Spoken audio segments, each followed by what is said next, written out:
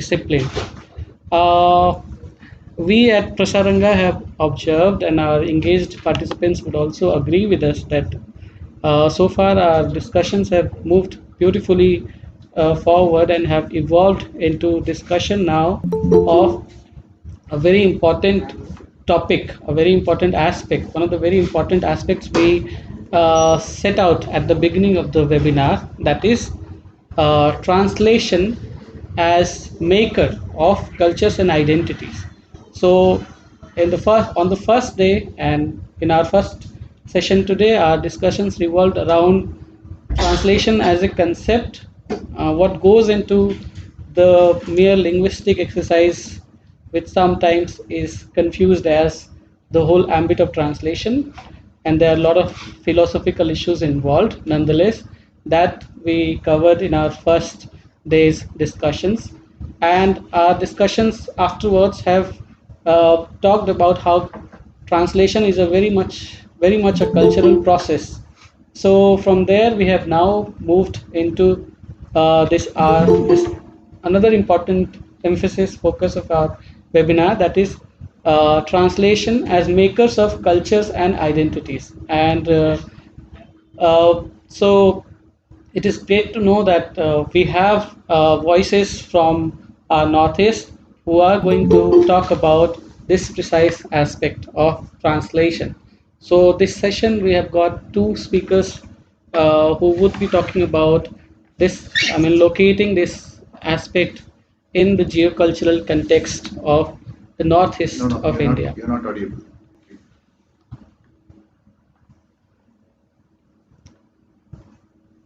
Not audible? Am I? No, okay. No. Okay. So was I audible before or? You're audible. Okay, okay. So we have two speakers in this session. The first speaker, our first speaker is Dr. Easterine Kire, and she is a poet and translator. And our second speaker today, Dr. Jelle. So we would move to the second session after our first session. So I would formally welcome Dr. Easterine Prasaranga, Central University of Karnataka, and I would briefly introduce her before she starts her talk and discussion with us.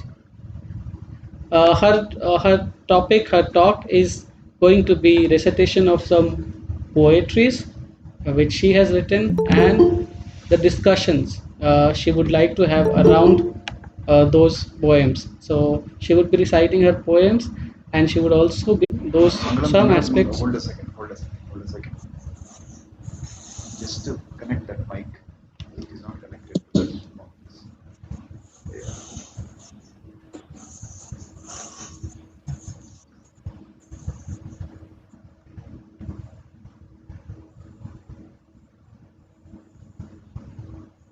Now check it. If you can speak. Say hello. Hello, am I audible? No. Hello. Wait. You just now. On करो से on है क्या देखो. On पे. Yeah. Now you try. ऊपर करना. Am I audible now? Voice low है. Volume बढ़ा दो. यहाँ पे कंप्यूटर पे.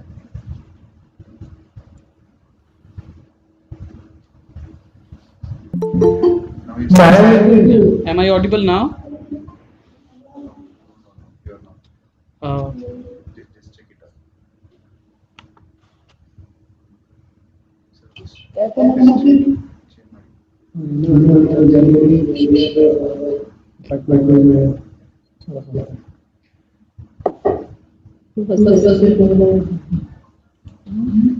Please mute your Vivekanand, please mute your mic.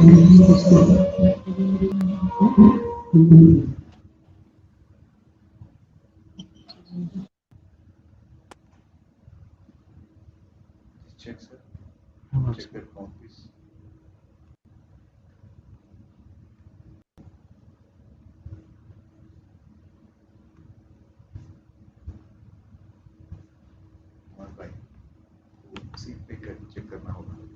चार ऑप्शंस है ना वहाँ पे। नहीं कौन सा page?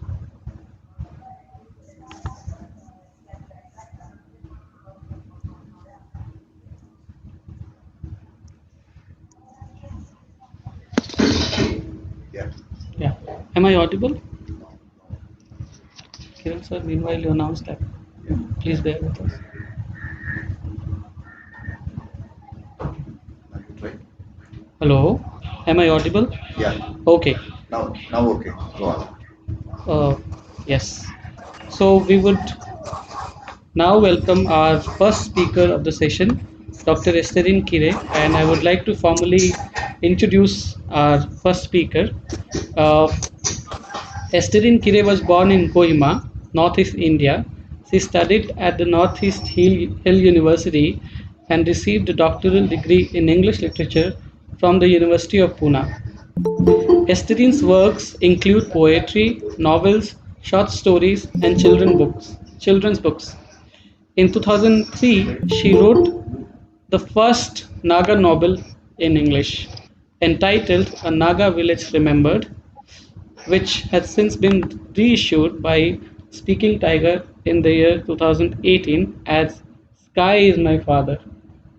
In year 2013, she was awarded the Free Word Prize by Catalan Pen Barcelona. Her novel When the River Sleeps won the Hindu Prize for Best Fiction in the year 2015, and the next novel Son of the Thundercloud won the Tata Book of the Year 2017 and the Bal Sahitya Puraskar in the year 2018. Her latest novel, A Respectable Woman, was awarded Printed Book of the Year by Publishing Next in the year 2019.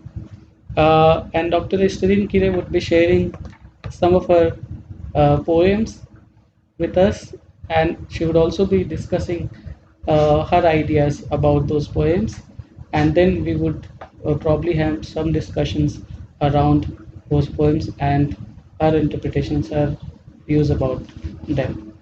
So I formally invite Dr. Easterine Jelle to kindly start her session. Dr. Easterine Jelle, over to you.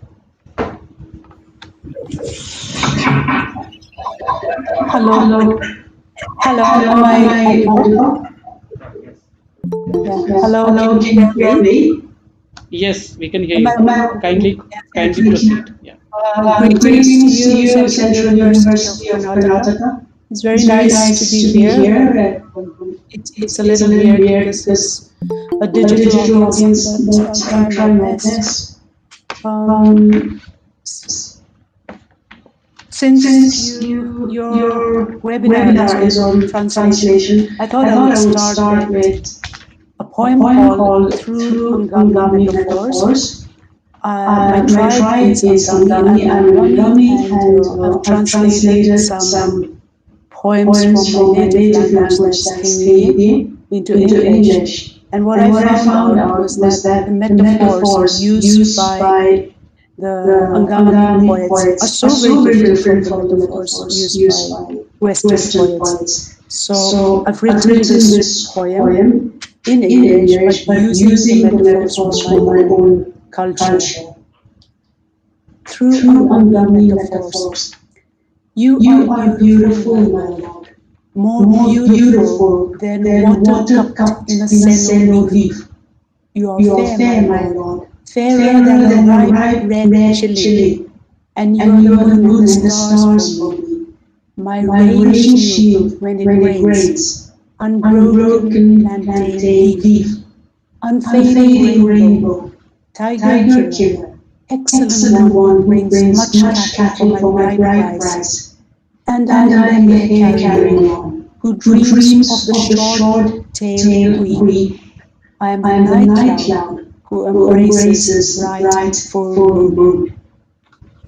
I I just just want to want to very very briefly briefly comment comment that that uh, uh, the the difference difference between between Ngami Ngami metaphors metaphors and and metaphors metaphors of of Western Western poetry. poetry. You would You would find love find love poetry poetry saying that saying that the the beloved is beloved like is like a a red red rose, as rose, in as in Robert Robert Burns's Burns's but what was so amusing in Canadian poetry was they would compare their love to a ripe red chili, and I have never heard that before in Indian poetry.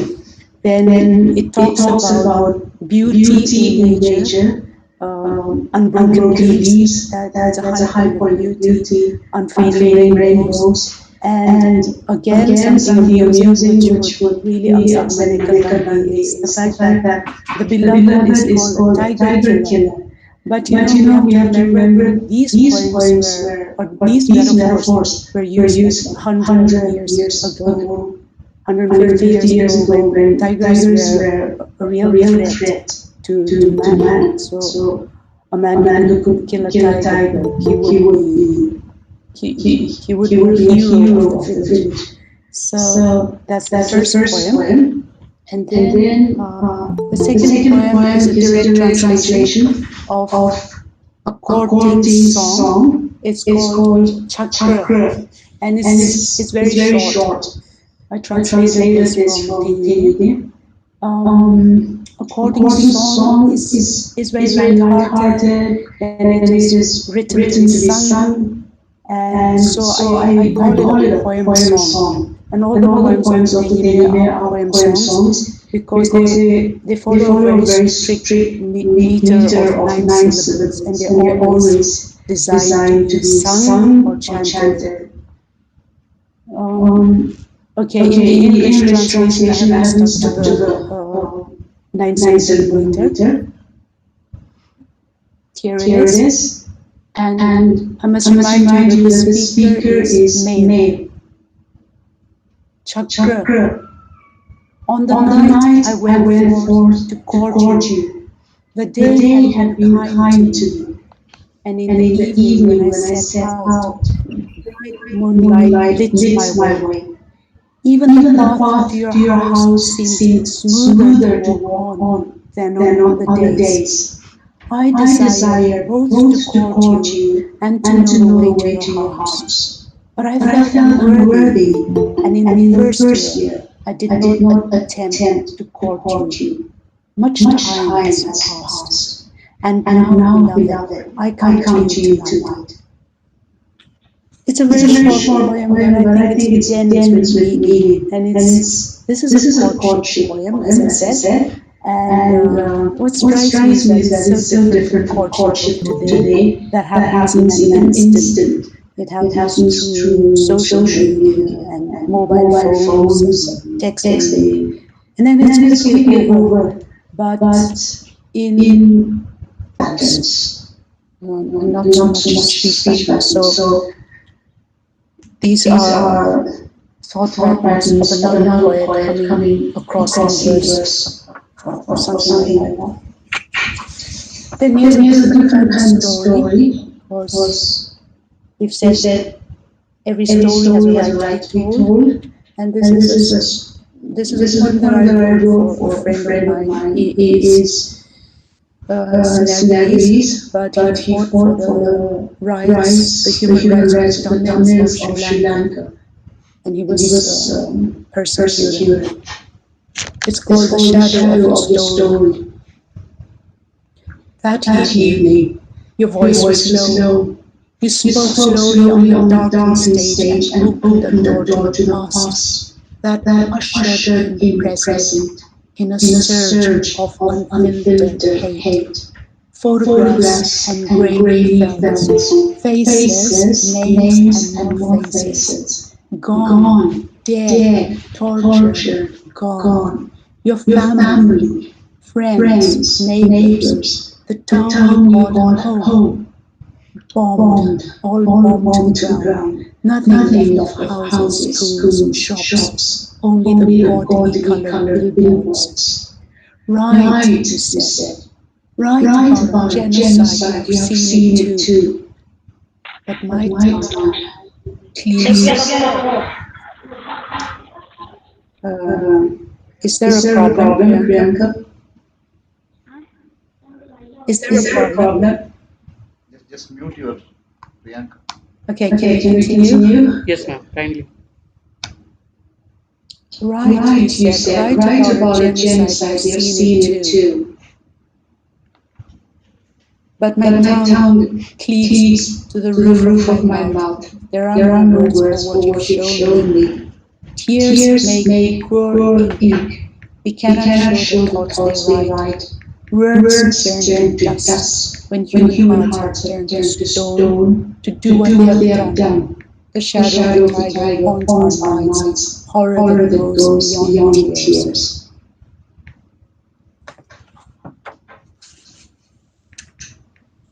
Then I have a very different poem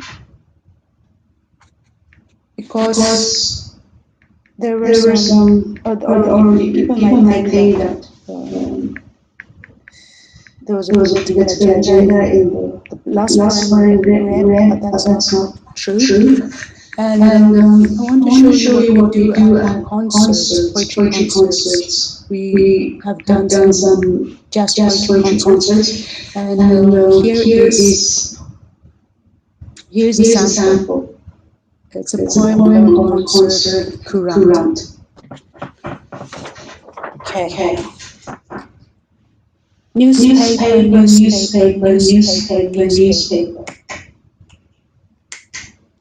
Can you get rhythm out of newspaper? Synchronicity and intensity. Body, no longer a prison. The body is a girl, no vertebra. Eyes. Mouth. Talk, act.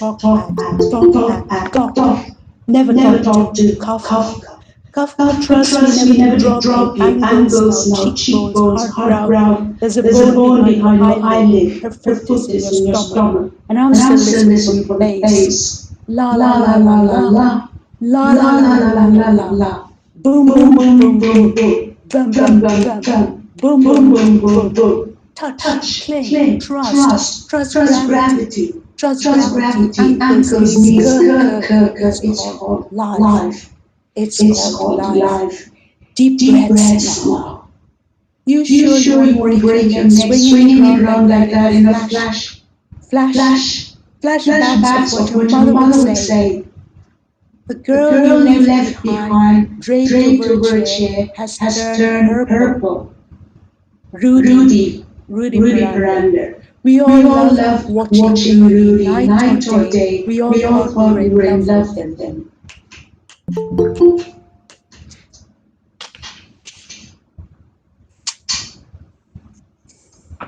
Okay, that leaves me with two more poems.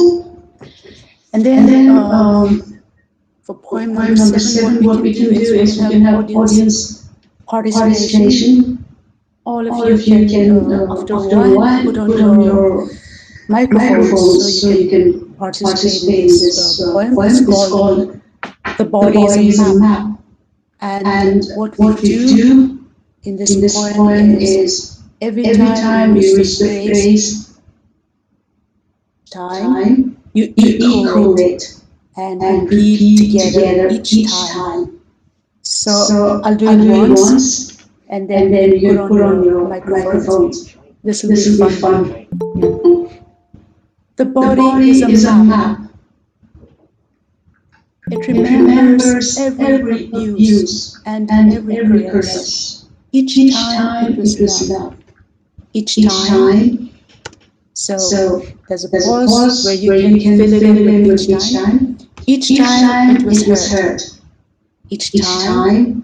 Then your turn markings on its map. It is haunted by the bad, but it rememberizes the good. The body is a map. It carries. It remembers every each time. Each time. Okay, some poems can be chaos, but and it'll be crazy, but it'll be great fun. Let's try this. Can you put your microphones on? And wait till I come to phrase each time. Yeah, are you all ready? Yeah, wonderful. Okay. Aroma, can Aroma, you can wait you a wait a little? little? Refers to Refers to his his poem. poem. Are you Are you guys guys ready? ready? Are the Are the others others ready with the ready with the microphones? microphones? I'm going I'm to going to start. Yes, start. yes. Yeah, we are ready. Thank We are you. ready to join you. Okay, Okay, one, one, two, two, three. three. The The body is a body is a map. map. It It remembers remembers every every abuse abuse and and every every caress. caress. Each Each time time there is is love. love. Each Each time. time. Each time. Come on, Come on, each each time. time. Each Each time. time. Yeah, Each time. lovely. Lovely. Lovely. Each Oh, Each time. time. yes. Yes. Each time. Each time. Each Each time. time. Each Each time it time it works works right. right. Yeah. Yeah. Each Each time it time was it was her. her. Each Each time. time. Each Each time. time. Lovely. Each Each time. time. Lovely. Each Each time. time. Yeah. Yeah. Each Wonderful. time. Wonderful. Wonderful. It It carries the carries the markings on markings its on its map. map. It is It is haunted by haunted the by the fact fact that it that it rememorizes the rememorizes the good. good. Always a Always a map. map. It It carries, it carries, it carries. carries. Each Each time, time,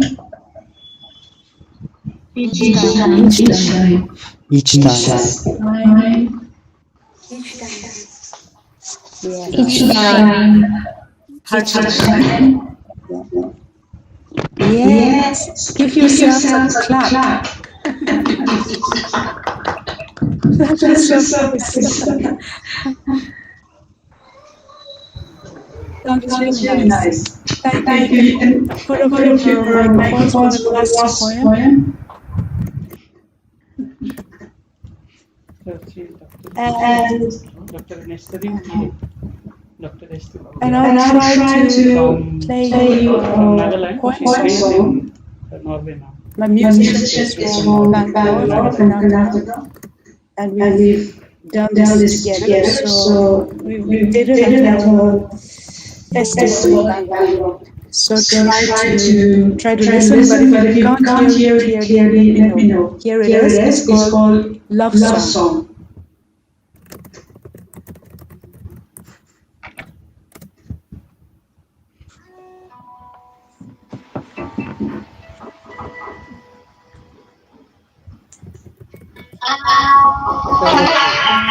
next session ಇದೆ ಇನ್ನೊಬ್ಬರಿಗೆ sir ಕೈ ಜೊತೆ Dr. Jelle.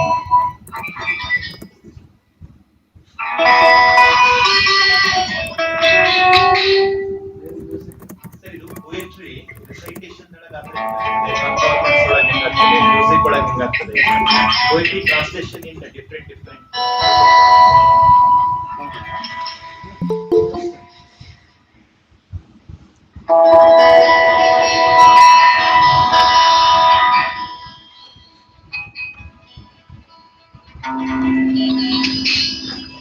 The mist moistens the window panes, and it touches the hills with grace. My finger traces your name, and my thoughts turn to you and say, if there was some way I could show you my love, I would show you this.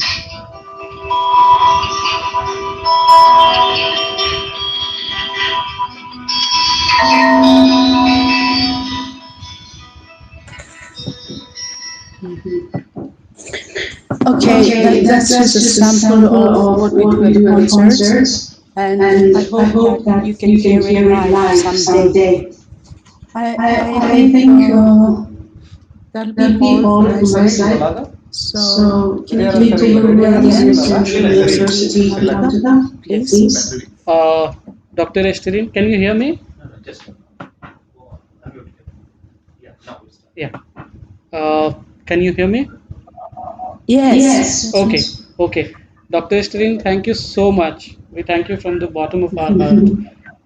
For this Thank beautiful, you. beautiful session you had with us, and for this soulful poems, and for this very sort of passionate, uh, you know, uh, collection or range of poems you shared, because the first poems you shared were about this theme of love and courtship, and the other ones you shared were about around your everyday lived realities,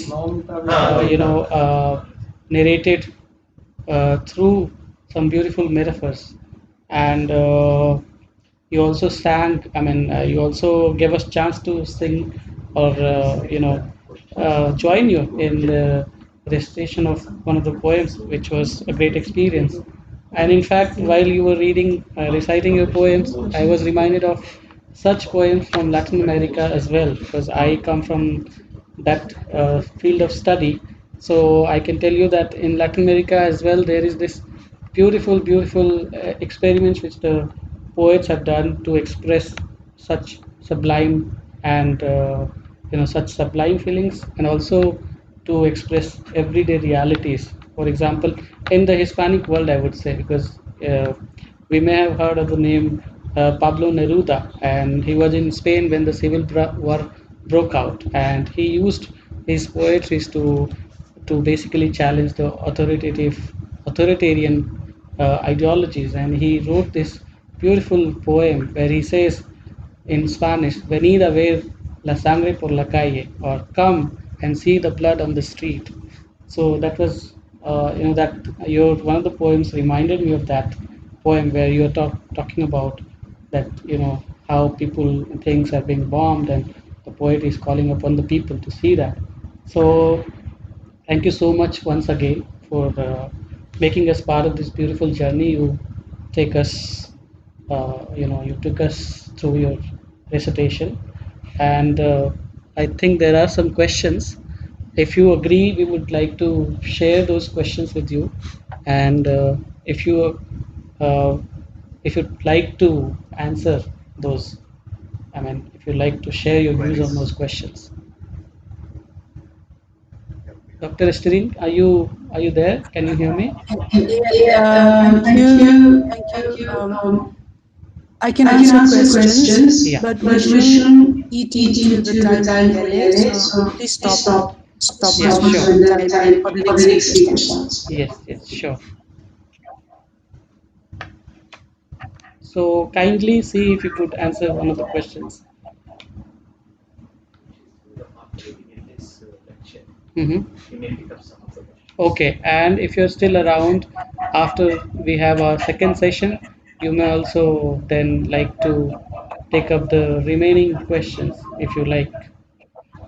Yeah, Yeah, right. right. Right. So Okay. So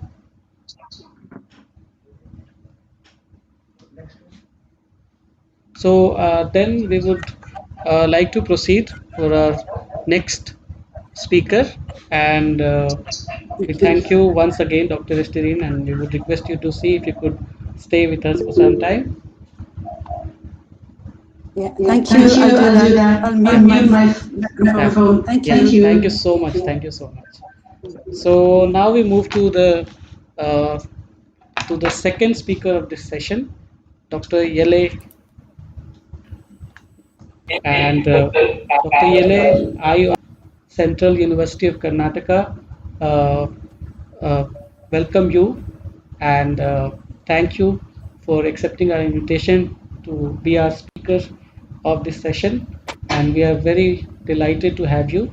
And as I told at the beginning, as I shared at the beginning of this session, that this session is going to take us to the region of the Northeast, and it is going to tell us how cultures and identities are formed and are being formed through translation. Translation has been to the Naga Highlands, and the title of his talk is Language, Culture, and Identity Among Highland Nagas.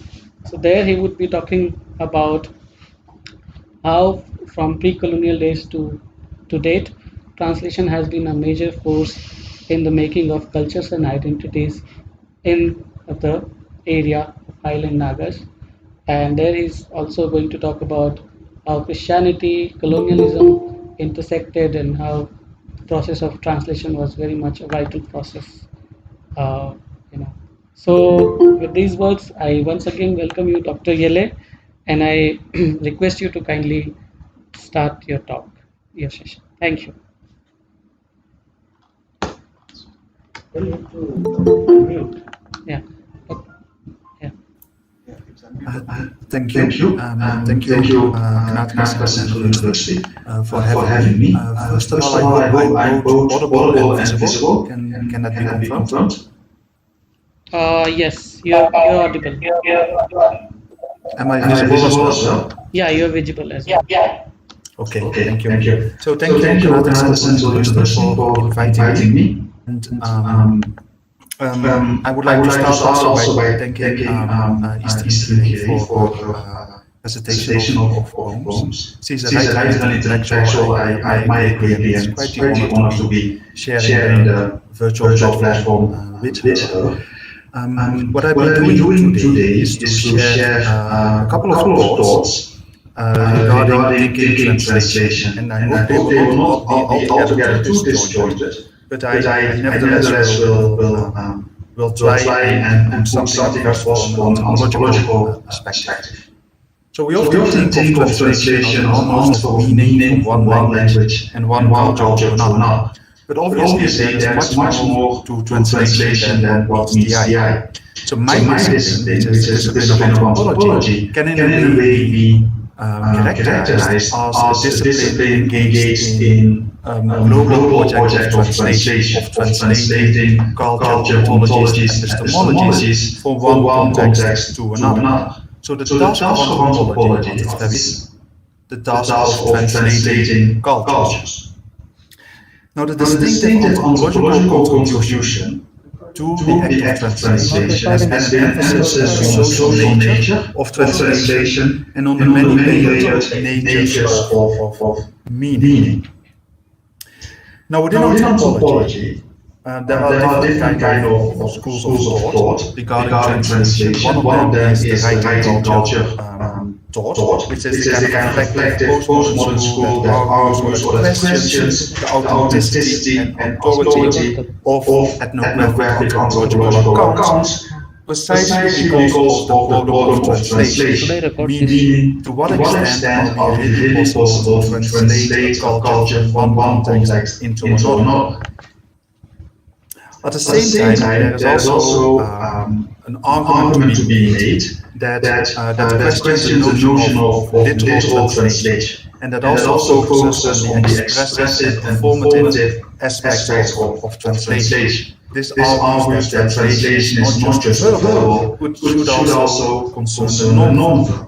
The kind of classical approach within anthropology is the idea of description by Philip Gates, and his example is the wink. You can translate a wink, you can describe a wink, so you translate a non-verbal act into a verbal description. But there is also much more to it. If you want to understand the meaning of a wink, you would have to know the context. If the wink is between, let's say, a father and a son, or between people who are not related, or between a government officer and an ordinary citizen, depending on the kind of context in which the wink is being made, the meaning of it will have to be derived. So when we think about translation, which of course is also interpretation, we cannot just confine ourselves to the verbal, but we also have to be mindful of non-verbal communication, non-verbal translation. Now within anthropology, there is also an increasing awareness of the ethical and political dimensions of translation. So translators may be in a position of power or take a particular viewpoint on contested views of linguistic usage or meaning. So these are just a few kind of opening thoughts on the relationship between anthropology and translation. And from this moment forward, I would like to move to Northeast Asia, so to speak. And I would like to start with a reflection on cultural and linguistic diversity.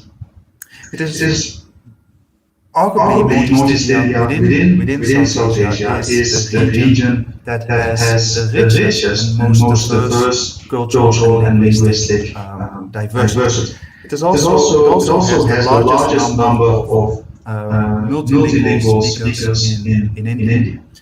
Most people in the Northeast easily shift between 5 or 6 or even more languages depending on the context. And I think this is quite an important point to realize, especially if you would argue that the language you speak reflects your understanding of the world, the language you speak relates to the kind of identity you profess. So how would this translate in a context in which one can easily speak 5 or 6 languages at the same time? This is something that I think can be researched more than it is currently done.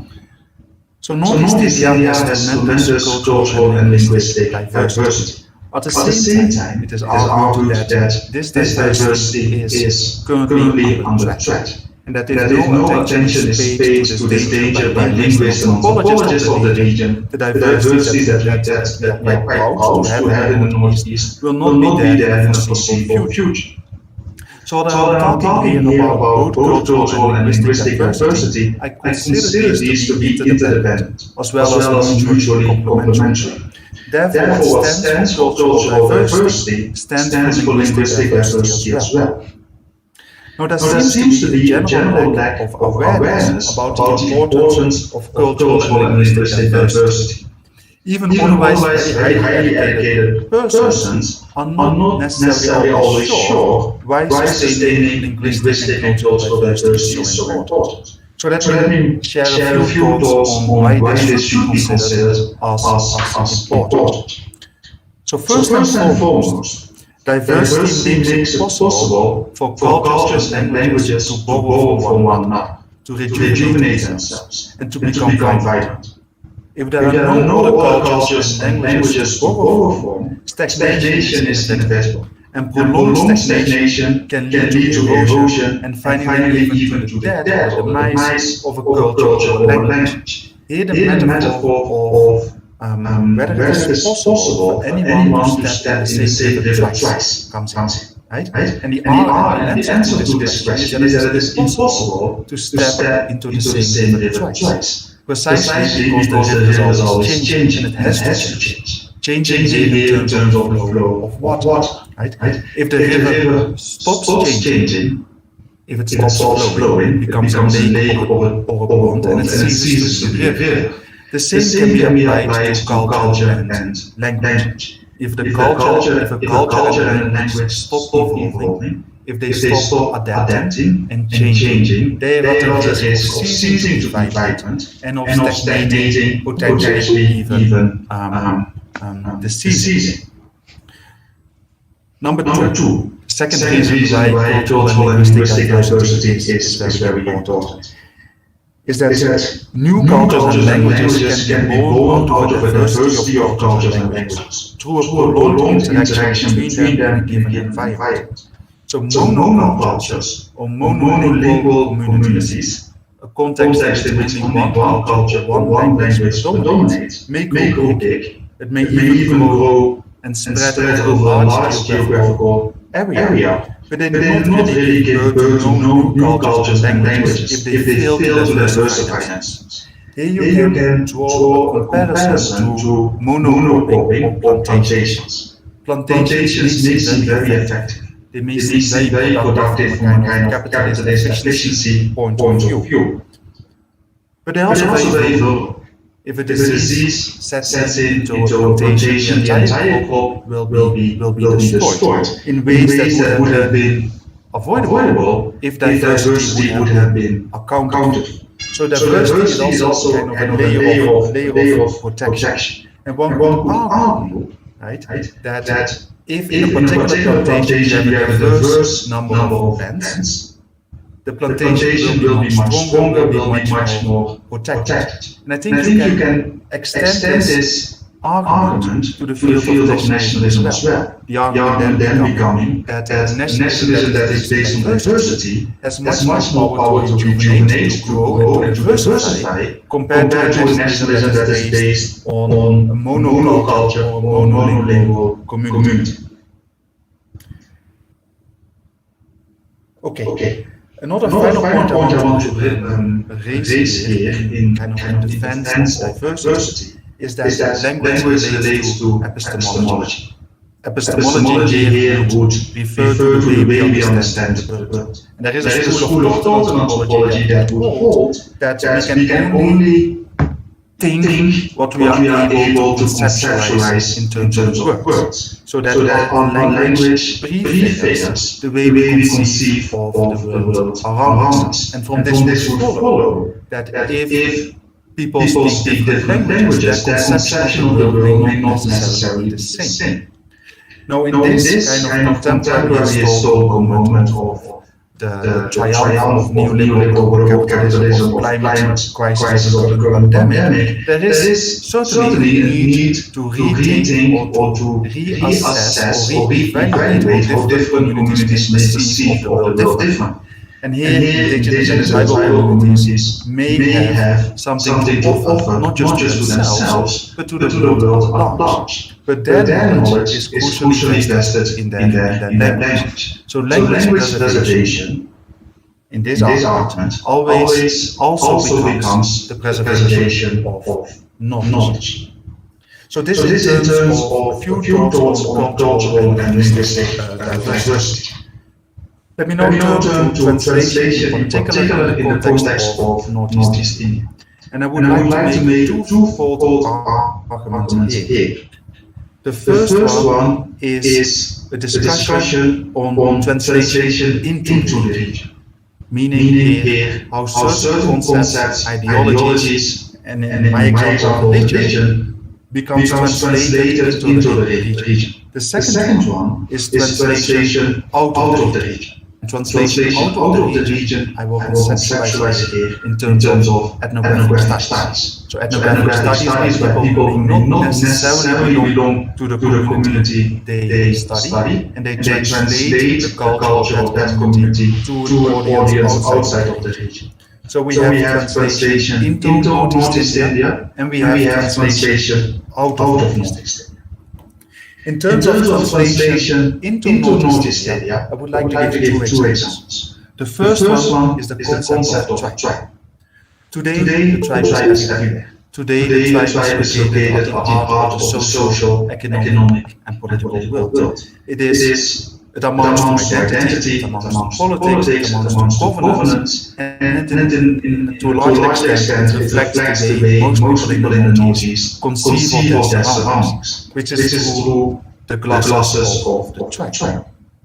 So today it is impossible really to imagine Northeast India without the concept of the tribe. But this was not always the case. The concept of tribe is not indigenous to Northeast India. The concept of tribe was translated into a pre-existing social landscape of Northeast India. And this has been documented by many scholars. The concept of tribe derives its meaning from ancient Rome, the tribus, and it was then translated into African colonial context. And it was from colonial Africa that the concept of tribe was taken to categorize and classify communities in Northeast India. So how does that work? Is it really the case that those communities perfectly fitted the concept of tribe? Or was there a certain sense of social engineering involved to make the concept of tribe fit the Northeast? And I would argue for the latter, arguing that when we take a somewhat wider or deeper historical lens, we see that the concept of tribe, even though it is taken as self-evident today, initially did not really fit patterns of identity and recognition in Northeast India. The idea of the tribe today is that of a unified, territorially rounded, historically stable community, in a way that you can easily let go of compendium of tribe. You belong either to tribe A or to tribe B, but not to both. In the past, one could argue that identities were a great deal more diverse. They were also a great deal more multiple. Let me give you here an example from the colonial arc. There was a colonial administrator very well known in the Northeast by the name Jimmy Mills, and he was very meticulous in keeping diaries. And he wrote in the 1920s of a delegation from a particular Naga village. The village name is Yachang, calling on his office, expressing their confusion. They told him, "We are a village, but we are not sure which tribe we belong to. Some in our village say that we are Naga, which is a particular Naga community. Others in our village say that we are Chang we are, which is another neighboring Naga community. But we do not know. Can you please tell us which tribe we belong?" And this, of course, seems to be very strange kind of statement. That it was not that it was not that the tribe was already made concept for the Northeast, but the Northeast had to be socially engineered in such a way that the tribe would be applied. And this, in a way, made identities much more fixed. Earlier you were identified by your clan, by your language, group, and this would fluctuate according to context. But after the emergence and institutionalization of the concept of tribe, identities became much more single. Many of you must be aware of the book by Manchester, the illusion of destiny, in which he argues that the singular conception of the tribe is actually what creates such a varied political identity in many parts of the world, because it creates us and them. You can either be let's say Naga, or you can be non-Naga, right? Rather than you can either belong to tribe A or tribe B. This is actually false, right? Traditionally, you would have a large number of identities that were multiplied. I mean, this is a very large discussion. I won't go into details, but I just want to make that the concept of tribe had to be translated. The second example I want to give is in terms of religion, especially Christian conversion. And I use here an example from the same colonial minister, G.P. Mills. And he wrote in his diaries about how a delegation from a particular Naga village called on his office in 1930. And they had with them a complaint about a missionary, a Western missionary. What the missionaries had been doing in that village was baptizing people in the village of Port. Baptizing, of course, here is to be seen as a Christian ritual, as a Christian symbol. But the way the missionaries presented it to the Naga villagers was that through the act of baptism, their sins would be cleansed. So they would be purified. Now the villagers complained to G.P. Mills that the missionary was actually polluting the pot, taking it as literal, taking that the sins was actual dirt that was now in the pond, and because of that they say our animals no longer want to drink this water. Now this might seem almost like a joke, it might seem funny, but if you think about it, it shows something much deeper. So you have here the kind of difference in translation was between an actual act of cleansing one's dirt and a symbolic cleansing one's sin. And these two could not be really separated in the mind of the villagers. There was here kind of a gap in translation. So the argument here would be that conversion to another religion connotes epistemological translation of how the world was. It is an epistemological revolution. So a new religion has to be translated in a particular cultural context, and this can be a very problematic exercise. Another example here is how Satan, the devil, so to speak, became translated in local Naga context by the name of pre-existing deity. So the deity certainly found humorous. All argument is that outside concepts, be it a concept, right, or be it a religion, right, has to be translated into a new kind of setting, and that this translation can be hugely problematic. Still audible. Yes, you are. Please continue. Wait. Yeah, tell Yeah, me. you are. Okay, Okay, thank you. Okay. So So this is the the arguments here is in terms of translation into the region. Now Now I would like to turn to translation out of the region. and And here I primarily refer to anthropology. So So anthropological research on North East India, in which local cultures are studied and translated for a larger than local context. And And here we have learning the language in which you walk. Now, Now, historically, the idea of an anthropologist being fluent in the native language, in the local language, and walking usually means better, right, stems from Branislav Molinos. So his methodological teachings, spending 1 or 2 years in the field, walking entirely in the vernacular, and living among the informants, became logical research. So while Molinovsky may have exaggerated the extent to which he himself lived up to some of these injunctions, there can be little doubt as to his linguistic skills. Considered the father of anthropology, he had an unusual gift for picking up languages. Ever since, it has been established that for any kind of anthropological fieldwork to be successful, you have to be able to be fully fluent in the local language. So if anthropologists would be unable to learn something as public, as central as the language of the people they study, the argument is, or the doubt becomes, how could they ever claim to be able to understand the innermost meanings that people attach to things and events? Or to discover the hidden mechanisms that make society function, or the secrets hidden from outsiders and casual observers. The anthropological argument here remains very strongly that without knowing the local language, you cannot claim any kind of authority or authenticity in your translation of the local culture into a larger than local audience. And of course, there are very good reasons for it. Right?